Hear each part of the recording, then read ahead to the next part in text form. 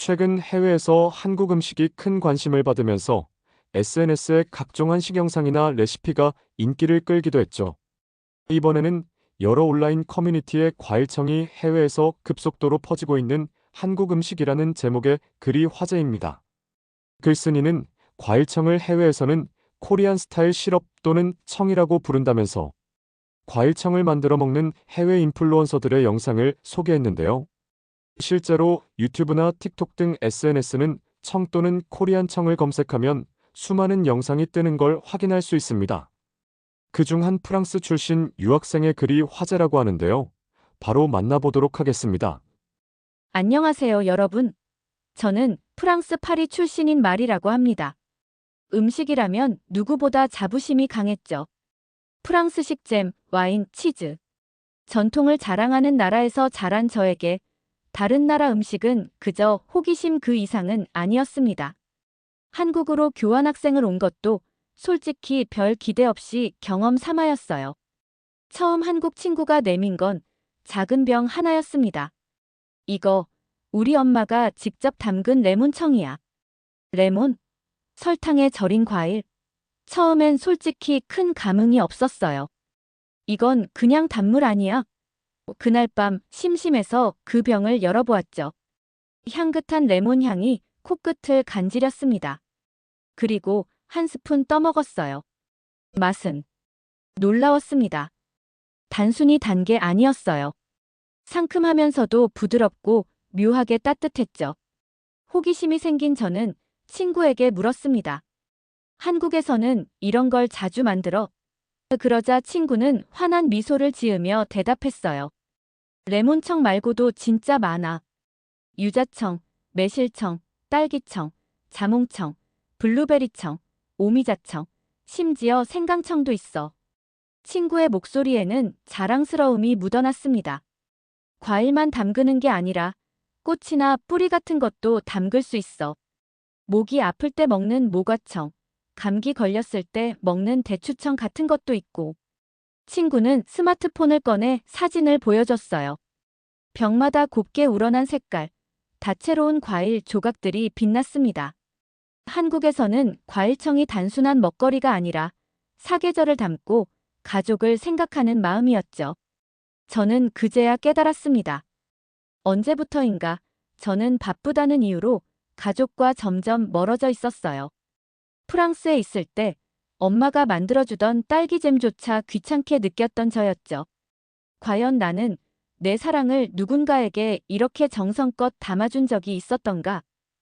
이런 생각이 머릿속을 맴돌았어요. 한국 생활이 끝나갈 무렵 엄마가 편지를 보냈습니다. 노란 편지지에 정성스럽게 적힌 손글씨가 마음을 울렸어요. 우리 딸, 잘 지내고 있니? 내가 없는 집은 너무 조용해. 딸기잼을 만들다가 내 생각이 나서 울었어. 가슴이 미어졌습니다. 엄마의 따뜻한 손길, 아침마다 식탁 위에 놓여있던 수제잼, 그리고 그 안에 담긴 사랑. 이 모든 것을 당연하게 여겼던 저였어요. 돌아갈 시간이 다가오는데 아직 엄마에게 제 마음을 전하지 못했죠. 귀국하기 전날, 저는 마지막으로 한국 친구의 집을 찾았어요. 그 친구 어머니께 부탁드렸습니다. 어머님, 저도 과일청을 직접 만들어 보고 싶어요. 친구의 어머니는 기꺼이 도와주셨죠. 함께 사과를 깎고 설탕을 켜켜이 쌓으며 사과청을 담갔습니다. 그 작은 병 안에 제 모든 그리움과 사랑을 담았어요. 프랑스에 돌아가자마자 저는 그 과일청을 엄마에게 건넸습니다. 오랜만에 본 엄마의 얼굴은 조금 더 주름이 깊어져 있었어요. 엄마, 이건 한국에서 배운 거야. 매일 조금씩 사랑을 담아서 만든 거야. 엄마는 병을 꼭 쥔 채 눈물을 글썽였죠. 그날 이후 우리 집에는 매년 과일청 담그기가 새로운 전통이 됐습니다. 봄에는 딸기청, 여름엔 자몽청, 가을엔 매실청, 겨울엔 유자청을 만들어요. 사계절마다 색깔이 바뀌는 우리 집 식탁 위에는 언제나 따뜻한 마음이 함께였습니다. 한 병의 과일청이 제 인생을 바꿨어요. 이제 저는 사랑을 직접 담아내는 사람이 되었습니다.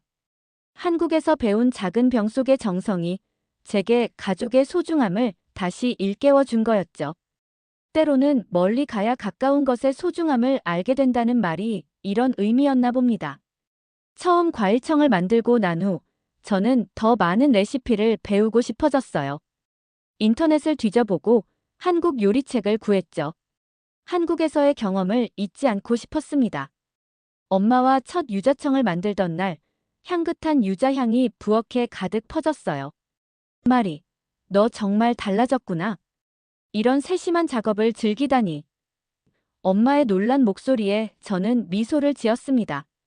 사실 제 안에서 무언가 깊은 변화가 일어나고 있었거든요. 한 달 후, 저희 동네 작은 시장에서 파는 과일들로 새로운 과일청을 실험해보기 시작했죠. 키위청, 복숭아청, 심지어 라즈베리청까지.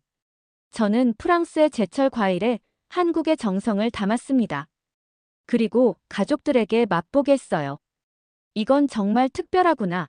아버지가 말씀하셨죠. 평소 표현이 없으신 분이 이런 말씀을 하시니 기뻤습니다.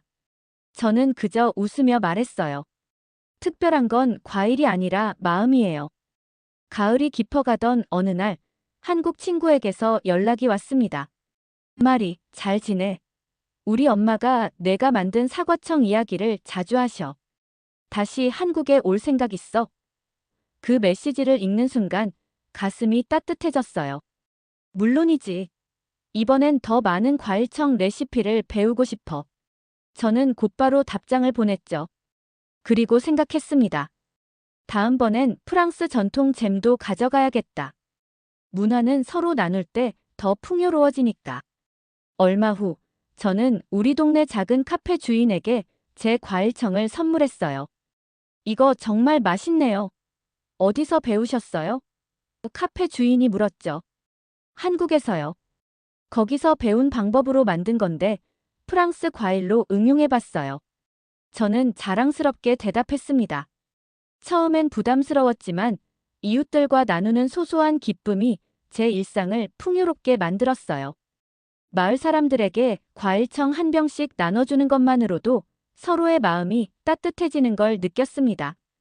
작은 병 속에 담긴 정성이 이웃과의 거리를 좁혀주었죠. 겨울이 시작될 무렵, 저는 작은 결정을 내렸어요. 취미로 시작한 과일청 만들기를 조금 더 진지하게 발전시켜 보기로 한 겁니다.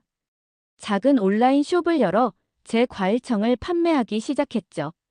이름은 마리의 사계절이라고 지었어요. 처음엔 주문이 몇 개 없었습니다. 하지만 입소문을 타기 시작했어요. 이 과일청은 뭔가 다르다. 한국 스타일의 새로움이 있다 같은 후기들이 올라오기 시작했죠. 엄마는 제 작은 사업을 돕기 시작했습니다. 과일을 씻고 병을 소독하고 라벨을 붙이는 일을 함께 했어요. 이렇게 엄마와 매일 시간을 보내면서 우리는 예전보다 더 가까워졌습니다. 이야기를 나누고 웃고 때로는 말다툼도 하며 서로를 더 깊이 이해하게 되었죠. 마리, 내가 한국에 가지 않았더라면 우리가 지금처럼 가까워질 수 있었을까? 어느 날 엄마가 물었어요. 저는 잠시 생각하다 고개를 저었습니다.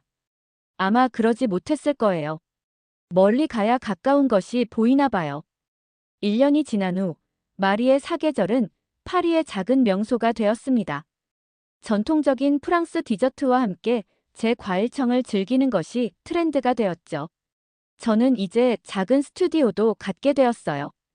그곳에서 과일청 만드는 법을 가르치기도 합니다. 수업에 오는 사람들에게 저는 항상 이야기해요. 과일청은 단순한 음식이 아니에요. 그건 마음을 담는 그릇이죠. 학생들은 처음엔 의아해하지만 직접 만들어보고 나면 이해하게 됩니다. 학생들도 자신만의 이야기를 과일청에 담아갑니다. 어느 날 한 노부인이 제 수업에 찾아왔어요. 제 손주에게 만들어주고 싶어요. 멀리 있는 아이에게 제 마음을 전하고 싶어서요. 그 말을 들은 순간 제 눈에 눈물이 고였습니다. 정확히 저와 엄마의 이야기였으니까요. 그렇게 저는 단순한 과일청을 넘어 사람과 사람을 이어주는 다리가 되었어요.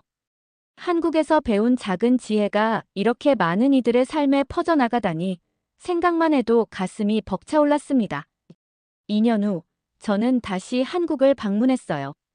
이번엔 경험 삼아가 아니라 진심으로 그 문화를 더 배우고 싶어서였죠. 옛 친구를 만났습니다. 마리, 너 정말 많이 변했다. 친구가 놀라며 말했어요. 그래, 한 병의 과일청이 내 인생을 바꿨으니까. 저는 웃으며 대답했죠. 이번엔 제가 만든 프랑스 마이너스 한국 퓨전 과일청을 선물로 가져갔습니다. 라벤더 유자청, 로즈마리 매실청, 바닐라 대추청. 두 나라의 맛이 어우러진 새로운 창조물이었어요. 친구의 어머니는 제 과일청을 맛보시고 눈시울을 붉히셨습니다. 마리아, 내가 이렇게 한국 전통을 소중히 여겨줘서 고맙구나. 그 말씀에 저도 마음이 뭉클했어요. 문화란 서로 나누고 존중할 때 더 아름다워진다는 것을 깨달았으니까요. 한국에서 보낸 두 번째 시간은 제 영혼을 더욱 풍요롭게 했어요. 귀국 후 저는 책을 쓰기 시작했죠. 한 병의 과일청 사랑을 담는 방법이라는 제목의 책이었습니다. 과일청 레시피만 담은 것이 아니라 그 안에 담긴 문화와 사랑, 그리고 제 개인적인 여정을 함께 담았어요. 오늘 제 책 출간 기념회가 열렸어요. 가장 소중한 손님들이 왔습니다. 엄마, 아빠, 한국에서 온 친구와 그 어머니, 그리고 제 수업을 들었던 많은 학생들이었죠. 마리, 내가 자랑스러워. 엄마가 말씀하셨습니다. 엄마의 눈에는 자랑스러움과 사랑이 가득했어요. 저는 엄마를 꼭 안았습니다. 엄마, 이 모든 건 엄마 덕분이에요. 엄마가 만들어준 딸기잼처럼 사랑을 담는 법을 가르쳐 주셨으니까요. 이제 저는 두 문화 사이의 다리가 되었습니다. 한국의 과일청 문화를 프랑스에 소개하고 프랑스의 감성을 한국 전통에 담아냈죠. 하지만 무엇보다 저는 사랑을 표현하는 방법을 배웠어요. 작은 병 하나에 정성을 담아 그 마음을 전하는 법을요. 한 병의 과일청이 정말로 제 인생을 바꿨습니다. 그리고 이제 저는 그 작은 변화가 세상에 퍼져나가는 것을 지켜보고 있어요. 사랑은 언제나 그렇게 작은 것에서 시작해 커다란 변화를 만들어내니까요. 여러분, 오늘 나눈 마리의 이야기는 단순한 과일청에 관한 것이 아닙니다. 이것은 문화의 벽을 넘어 우리 모두가 공감할 수 있는 사랑과 연결의 이야기입니다. 때로는 가장 가까운 것들이 너무 당연해져서 그 소중함을 잊어버리기도 해요. 마리가 한국에서 배운 작은 과일청 한 병이 그녀의 인생을 바꾸었듯이 우리 삶에서도 이런 작은 순간들이 큰 변화를 가져올 수 있습니다. 여러분의 일상에서는 어떤 작은 것들이 소중한가요? 오늘 집에 돌아가는 길에 혹은 가족과 함께하는 저녁 시간에 잠시 생각해 보세요. 어쩌면 여러분도 마음을 담을 수 있는 자신만의 과일청을 찾을 수 있을지도 모릅니다. 사랑은 거창한 것이 아니라 매일 조금씩 정성을 담는 작은 행동에서 시작됩니다. 오늘도 여러분의 하루가 따뜻한 사랑으로 가득하기를 바랍니다. 감사합니다. 구독, 좋아요는 채널에 큰 힘이 됩니다.